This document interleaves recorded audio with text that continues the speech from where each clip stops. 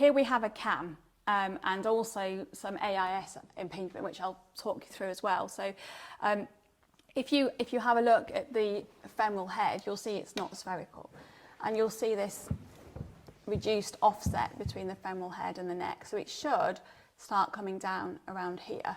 And if you look at the physial scar, follow it along, you'll see that's exactly where the CAM bump is, and the same on this side as well. If you follow it along, you'll see. So yes. this person, actually quite a good story about this person, because he is in his 20s and footballer. He'd been to see lots of different healthcare professionals, all three, chiropractor, osteopath, physio, with hip pain.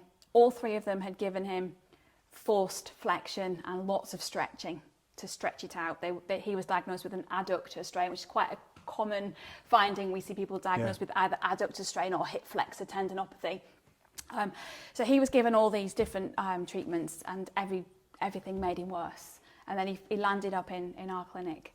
We were like, yep, you've got a CAM impingement.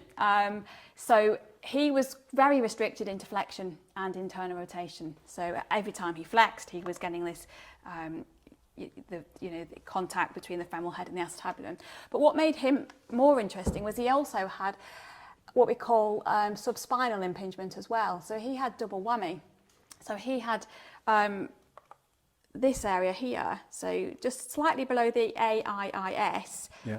If you can see it, it's quite low. So this can be a primary issue, and it's often associated with what we call a retroverted acetabulum. So why is that different from a pincer?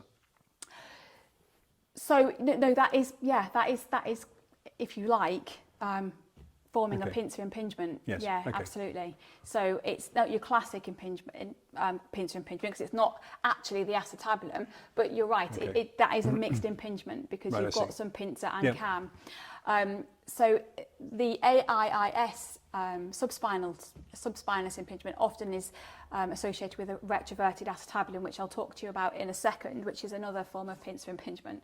So it's a bit of a minefield. Okay. So yeah, he actually had surgery on this hip, and this hip has responded really well to conservative management.